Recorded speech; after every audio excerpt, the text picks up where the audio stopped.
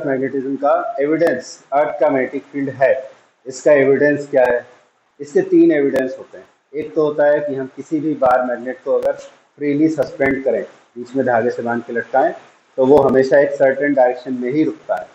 तो bar magnet क्या होता है, जैसा अभी डिस्कस किया, बार मैग्नेट होता है एक डाइपोल, और डाइपोल एक सर्टेन डायरेक्शन में रुकता है, यानी उस पर टॉर्क जब तक लगेगा वो एक सर्टेन डायरेक्शन में, जब तक टॉर्क लगेगा तब तक वो रोटेट होते रहेगा। फिर एक सर्टेन डायरेक्शन में रुक गया यानी कि उस पर टॉर्क जीरो हो गया, ठीक है। फिर हम किसी डायरेक्शन में घुमा देते हैं, फिर टॉर्क लगने लगता है, फिर वो एक सर्टेन डायरेक्शन में आकर रुक जाता है। तो रोटेशन हो रहा है, इसका मतलब टॉर्क लग रहा है, और टॉर्क डाइपोल पे तभी लगेगा जब वो एक फील्ड में होगा। तो एक फील्ड है पूरे अर्थ पर, इसीलिए हम कभी भी एक मैग्नेटिक डाइपोल को कहीं भी फ्रीली सस्पेंड करें, वो एक सर्टेन डायरेक्शन में ही रुकता है, ठीक है। दूसरा एविडेंस क्या है, अगर एक आयरन का वायर, एक पतला आयरन का wire, soft iron preferably use करते हैं, क्यों करते हैं? क्योंकि सॉफ्ट आयरन होता है पैरामैग्नेटिक, छोटा स्ट्रेंथ का फील्ड लगाने से भी उसमें स्ट्रॉन्ग मैग्नेटिज्म आता है कंपैरेटिवली डायमैग्नेटिक एंड फेरोमैग्नेटिक, ठीक है। फेरोमैग्नेटिक सबसे स्ट्रॉन्ग होते हैं, सॉरी, आयरन होता है फेरोमैग्नेटिक मटेरियल।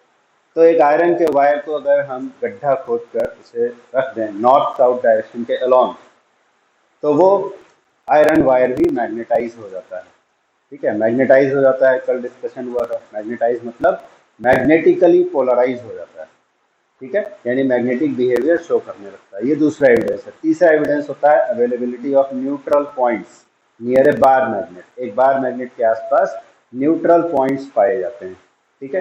न्यूट्रल पॉइंट्स क्या होते हैं, ये टॉपिक के एंड में समझ में आएगा, अभी बताने से पता नहीं चलेगा। बाकी दो एग्जाम्पल तो तुम जानते ही हो, वायर को मिट्टी में दबा दो, नॉर्थ कंपास हो चाहे कोई बार मैग्नेट बीच में धागे से बांध के लटकाओगे, वो हमेशा नॉर्थ साउथ डायरेक्शन में ही रुकेगा, ठीक है, क्योंकि एक मैग्नेटिक फील्ड है, इसीलिए ऐसा हो रहा है।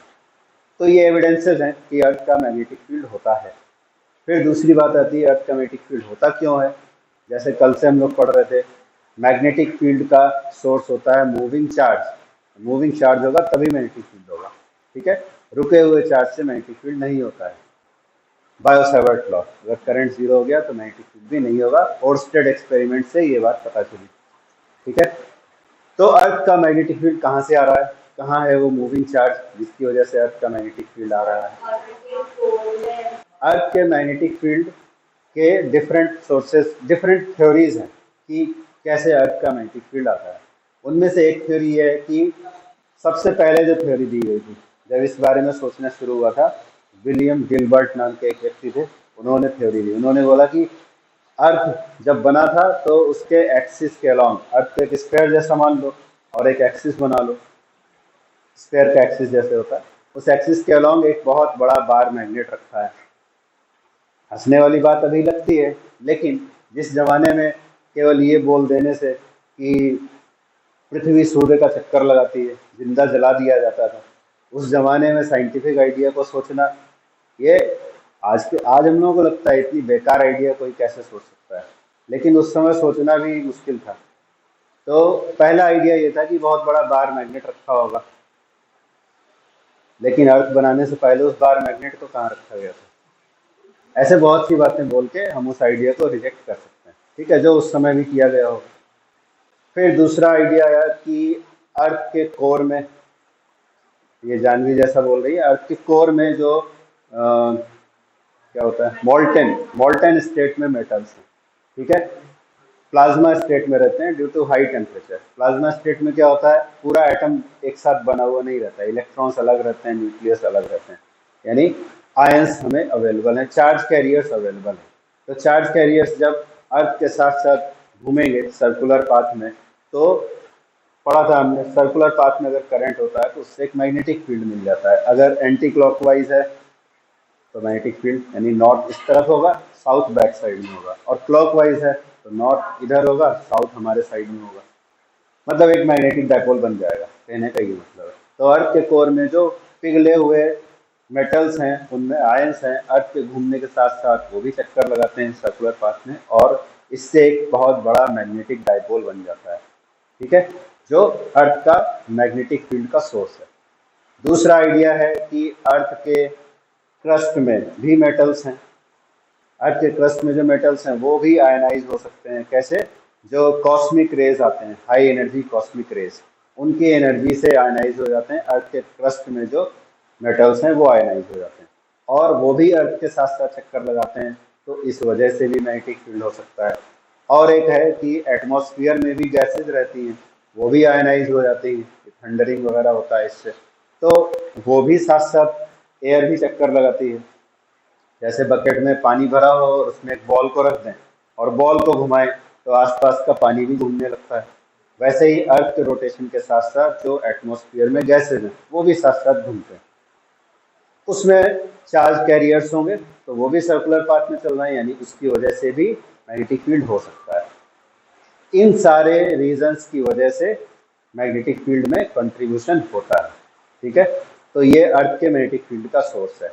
एक बहुत अच्छा वीडियो तुम्हें मिल जाएगा यूट्यूब में, डिस्कवरी चैनल का बनाया हुआ है, अर्थ मैग्नेटिक फील्ड। बहुत सारे मिलेंगे, एक स्पेसिफिक वीडियो है जिसमें बहुत अच्छे से एक्सप्लेन किया गया है कि अर्थ का मैग्नेटिक फील्ड कैसे आता है और वो हमारे लिए इम्पोर्टेंट कैसे है। जैसे अभी तक तुमने पढ़ा होगा, दूसरे प्लैनेट्स पर हम लाइफ की सर्च में भेज रहे हैं, रोबोट्स प्रोब्स भेज रहे हैं डिफरेंट, तो वहाँ पर सबसे पहली चीज़ क्या ढूंढते हैं कि वहाँ पे पानी है कि नहीं, पानी है या नहीं, ऑक्सीजन है या नहीं, ये सब ढूंढते हैं। लेकिन अर्थ का मैग्नेटिक फील्ड जो है वो भी उतना ही इम्पोर्टेंट है जितना पानी और ऑक्सीजन है। क्यों है ये तुम्हें उस वीडियो में आंसर मिल जाएगा। ठीक है, उसको देखना, तुम्हें समझ में आएगा। अर्थ का मैग्नेटिक फील्ड हमारे लिए एक शील्ड के जैसा काम करता है। शील्ड किससे करता है? जो सोलर फ्लेयर्स होते हैं, स्केल लिया, ठीक है, और उसके सामने एक मटर का दाना रख दिया, तो अर्थ को मान लो मटर का दाना है, 1 सेंटीमीटर डायमीटर होगा मटर के दाने का, इससे बड़े नहीं होते हैं, और 1 मीटर या 2 मीटर इतने बड़े फ्लेयर्स होते हैं। ठीक है, यानी कि 100 टाइम्स, 200 टाइम्स, कभी कभी 1000 टाइम्स भी होते हैं अर्थ के साइज के कंपैरिजन में। तो अर्थ सन से इतनी दूर होने के बाद भी, तो वो वीडियो को देखना, तुम्हें एकदम अच्छे से आइडिया हो जाएगा कि अर्थ की और अर्थ पर रहने वालों की क्या औकात है यूनिवर्स में। कुछ भी नहीं है, कुछ भी नहीं। मक्खी मच्छर हमारे आसपास उड़ते दिखाई तो देते हैं कम से कम। यूनिवर्स के रेस्पेक्ट में अगर देखा जाए, इंसान को तो छोड़ दो, पूरे सोलर सिस्टम की कोई औकात नहीं है। तो देखना, उसको समझ में आएगा। तो इतने बड़े बड़े जो सोलर फ्लेयर्स आते हैं उनके साथ साथ हाई एनर्जी के साथ आयंस भी रिलीज होते हैं। ठीक है, वो आयंस जब बहुत तेजी से आगे बढ़ते हैं हाई एनर्जी के साथ, तो रास्ते में जो भी लिविंग ऑर्गेनिज्म आएगा उसको डैमेज करते हुए चले जाते हैं। बट अर्थ का मैग्नेटिक फील्ड शील्ड का काम करता है। कैसे? वो आयंस हैं, मूविंग चार्ज पार्टिकल्स हैं, मैग्नेटिक फील्ड में आते हैं तो उन पर एक फोर्स लगता है, और उस फोर्स की वजह से वो डेविएट हो जाते हैं, हमारे पास तक नहीं पहुंचते हैं। बट अर्थ का मैग्नेटिक फील्ड कुछ इस तरह का है। अगर मान लो पुरानी वाली थ्योरी जिसको हमने हंस के टाल दिया, गिलबर्ट का मजाक उड़ा दिया, बट अर्थ के मैग्नेटिक फील्ड को समझने के लिए वो आइडिया सबसे अच्छा है। भले ही उनका रीजन गलत था बट आइडिया ठीक था। तो अर्थ का मैग्नेटिक फील्ड कुछ इस तरह का होता है। ये अर्थ का जियोग्राफिकल एक्सिस है। जियोग्राफिकल एक्सिस मतलब जिसके चारों ओर अर्थ स्पिन करता है। ठीक है, इसको बोलते हैं जियोग्राफिकल नॉर्थ, जिसकी तरफ हमारा कंपास पॉइंटेड रहता है।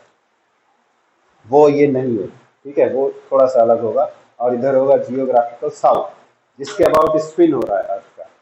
जो एक्चुअल कंपास जो हमें डायरेक्शन दिखाता है वो जियोग्राफिकल नॉर्थ से थोड़ा सा हटकर होता है, थोड़ा सा अलग होता है। ऐसे ही जियोग्राफिकल साउथ से ये वाला जो पोल है जिसको बोलते हैं geomagnetic south, this is geomagnetic south and this is geomagnetic north. यानी जिस तरफ कंपास डायरेक्शन दिखाता है वो वाले पॉइंट्स नहीं है जहाँ पर एक्सिस ऑफ रोटेशन पास होता है, उससे थोड़ा सा अलग जगह पर होते हैं। ठीक है, तो क्यों ऐसा होता है उसको आगे डिस्कस करेंगे अभी। तो गिलबर्ट के आइडिया के अकॉर्डिंग जो बार मैग्नेट है वो ऐसे होगा, यानी जियो मैग्नेटिक एक्सिस के अलॉन्ग होगा, न कि जियोग्राफिक एक्सिस के अलॉन्ग। ठीक है, तो अगर गिलबर्ट का आइडिया ये वाला सोचें तो अर्थ का मैग्नेटिक फील्ड कैसा होगा? इस तरह का बार मैग्नेट है। अर्थ वाले ये जो तुम्हें स्फीयर दिखाई दे रहा है इसको इग्नोर कर दो। अगर और इस बड़े से बार मैग्नेट के लिए मैग्नेटिक फील्ड लाइंस बनाओ, तो वैसे ही होंगे जैसे हम किसी दूसरे बार मैग्नेट के लिए बनाते हैं। तो ये हो जाएंगे magnetic field lines of earth. ऐसे, इधर गलत बन गया है, ऐसे होगा, ठीक है। ये अर्थ के मैग्नेटिक फील्ड लाइंस है।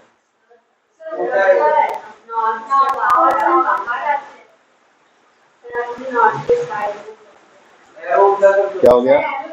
एक मिनट, कर तो दो, क्यों कर दो, वो भी तो बात करना है ना। नॉर्थ, ओके, सही बना है। अच्छा, यहाँ पर गलत है, अब ठीक है। उसका आंसर मिलेगा अभी। कंपास, कंपास जो हम यूज करते हैं नॉर्थ डायरेक्शन पता करने के लिए, ठीक है। कंपास जो डायरेक्शन दिखाता है, कंपास जिस डायरेक्शन में कंपास का हेड होता है उसी को हम नॉर्थ कहते हैं, ठीक है। तो कंपास का हेड नॉर्थ पोल की तरफ रहता है, यानी कि इधर होगा अर्थ का जियोमैग्नेटिक नॉर्थ। लेकिन अब जरा यहाँ पे एक कॉन्ट्रेडिक्टरी बात है। कॉन्ट्रेडिक्टरी बात क्या है? कंपास का नॉर्थ, मान लो अर्थ का मैग्नेटिक फील्ड नहीं है, कोई दूसरा मैग्नेटिक फील्ड है, कोई दूसरा बार मैग्नेट है, मान लो हमारे पास ये कोई दूसरा बार मैग्नेट हमने ले लिया, अर्थ वाला नहीं है। अब यहाँ अगर हम कंपास को रखेंगे तो कंपास का कौन सा साइड इस तरफ होगा? साउथ इधर होगा, नॉर्थ इधर होगा, ठीक है। हमने जो नॉर्थ पोल और साउथ पोल नाम रखा है कंपास को देखकर रखा है। कंपास का नॉर्थ किस तरफ होता है? इधर, अर्थ के नॉर्थ की तरफ, ठीक है।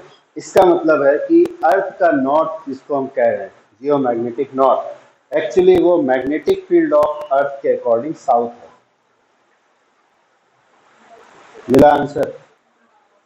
कॉन्ट्रेडिक्टरी बात है, बट हमने जो मैग्नेटिक फील्ड लाइंस बनाए हैं उसको भूल जाओ, अर्थ के मैग्नेटिक फील्ड को।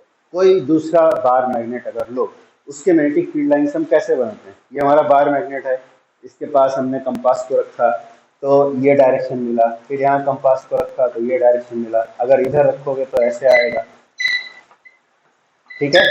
तो कंपास के डायरेक्शन को देख देख कर हम फील्ड लाइन बनाते हैं।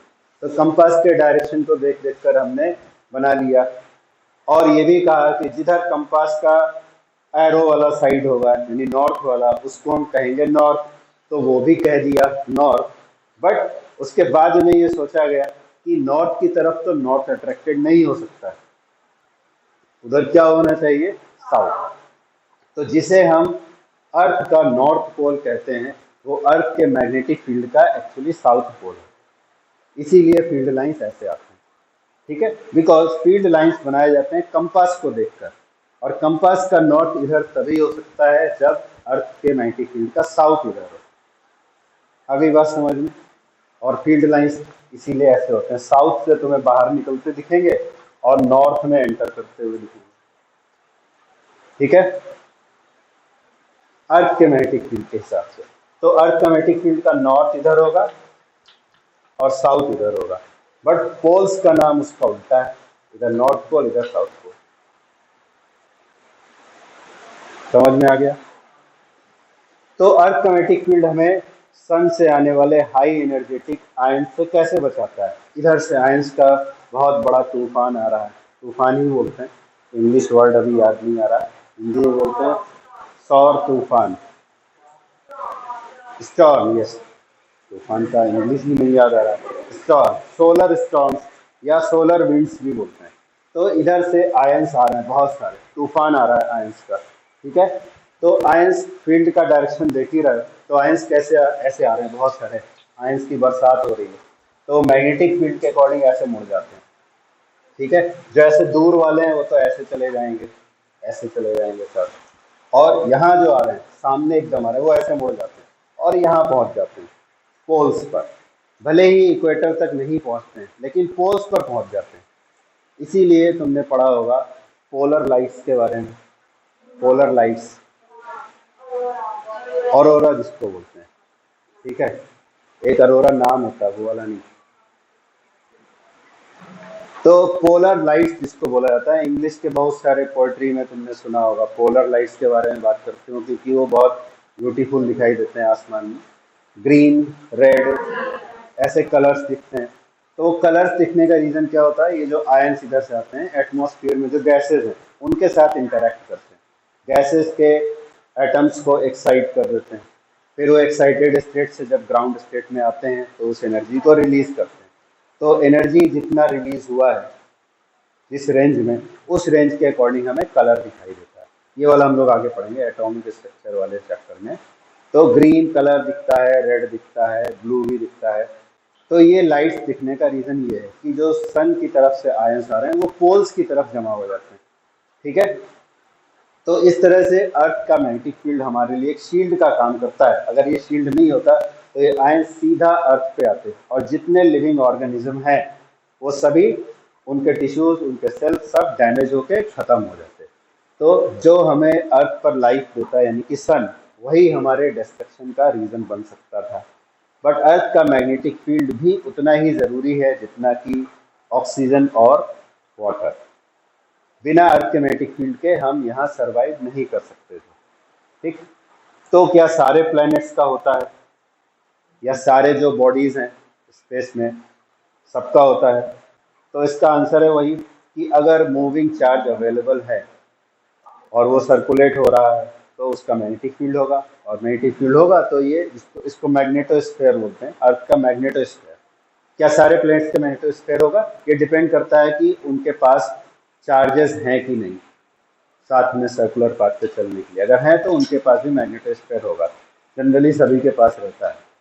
ठीक है, तो सिर्फ मैग्नेटिक फील्ड भी इम्पोर्टेंट नहीं है, सिर्फ ऑक्सीजन भी इम्पोर्टेंट नहीं है, सिर्फ पानी भी इम्पोर्टेंट नहीं है, सिर्फ गर्म या सिर्फ ठंडा। एक परफेक्ट कॉम्बिनेशन चाहिए लाइफ के लिए, जो हमें अर्थ पे अभी तक मिला है। और भी कहीं होगा ये भी श्योर है, होगा तो ज़रूर, ये भी नहीं बोल सकते कि नहीं होगा, ज़रूर होगा। ये बात 100% श्योर है कि लाइफ का एग्जिस्टेंस अर्थ के अलावा है। कहाँ है, कितनी दूर है, वो लाइफ किस तरह का है, वो हमें नहीं पता। वहाँ रहने वाले ऑक्सीजन ही लेते हैं सांस में, या कोई दूसरे गैस को लेते हैं, या सांस लेते भी हैं कि नहीं वो भी हमें नहीं पता।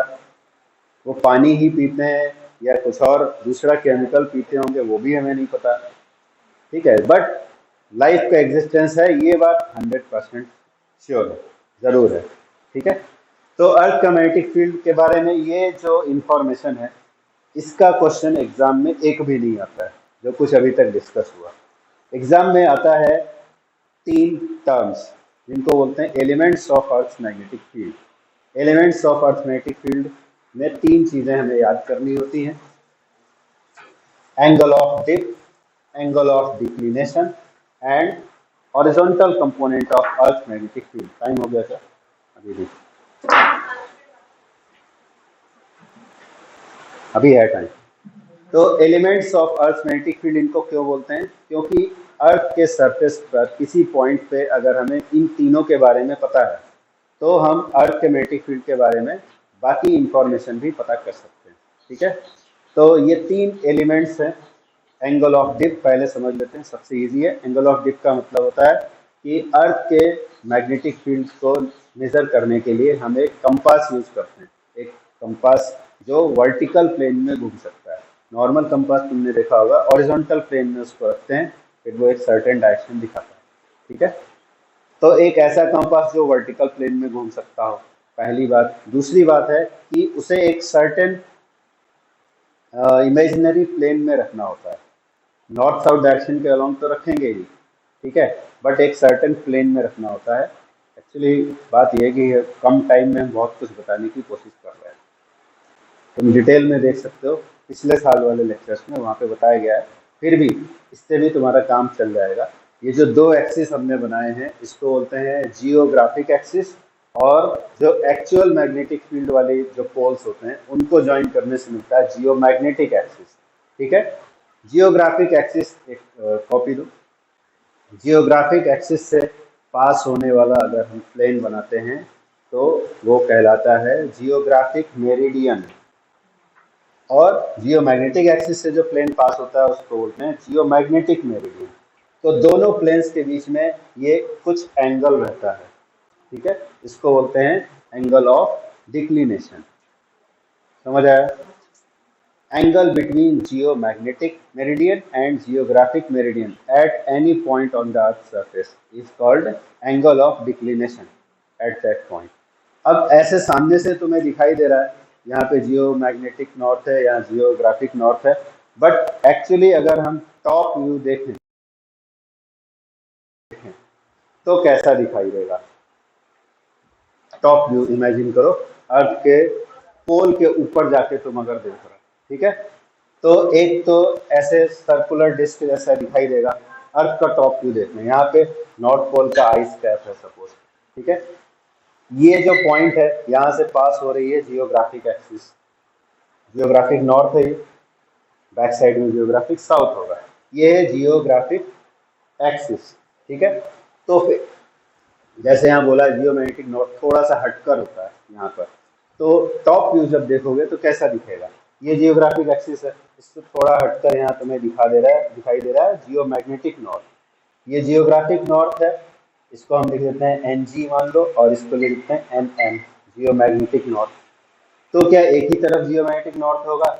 नहीं, इसका आंसर है कि ऐसे पॉइंट्स होंगे, ऐसे, ये जो सर्कल दिखाई दे रहा है ये जियोमैग्नेटिक नॉर्थ है, इस सर्कल पे आने वाले सारे पॉइंट्स जियोमैग्नेटिक नॉर्थ हैं। ऐसे ही बैक साइड में जाओगे तो वहाँ भी होगा, एक पॉइंट तो होगा जियोग्राफिक साउथ, और ऐसे चारों तरफ एक सर्कल होगा, वो क्या होगा, जियोमैग्नेटिक साउथ, ठीक है, समझ में आई बात। यानी कि अगर हम एक्सिस को दो पेंस से अगर रिप्रेजेंट करें तो ऐसा कुछ दिखेगा।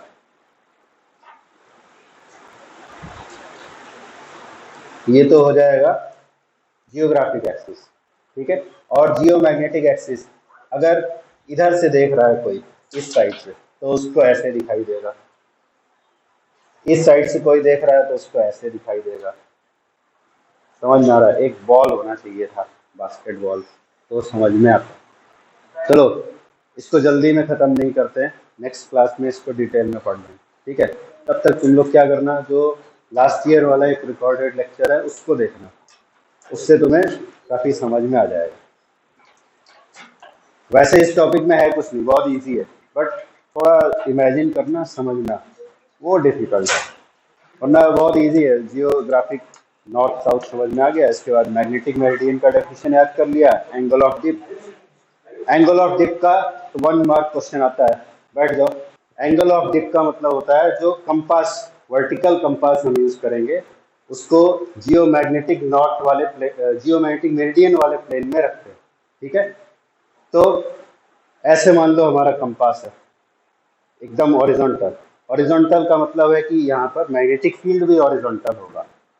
हॉरिजॉन्टल मैग्नेटिक फील्ड कहाँ होगा, देखो अर्थ के सरफेस के पैरेलल यहाँ पर दिखाई दे रहा है, जैसे जैसे इधर जाएंगे तो ऐसे घूमते चला जाएगा, यहाँ जाकर सरफेस के परपेंडिकुलर हो जाता है। तो ये जो एंगल चेंज हो रहा है कंटिन्यूसली निडल का, ठीक है, जैसे जैसे नॉर्थ की तरफ जाएंगे ऐसे झुकता चला जाएगा, और इस तरफ जाएंगे साउथ की तरफ तो क्या होगा, ऊपर उठते चला जाएगा।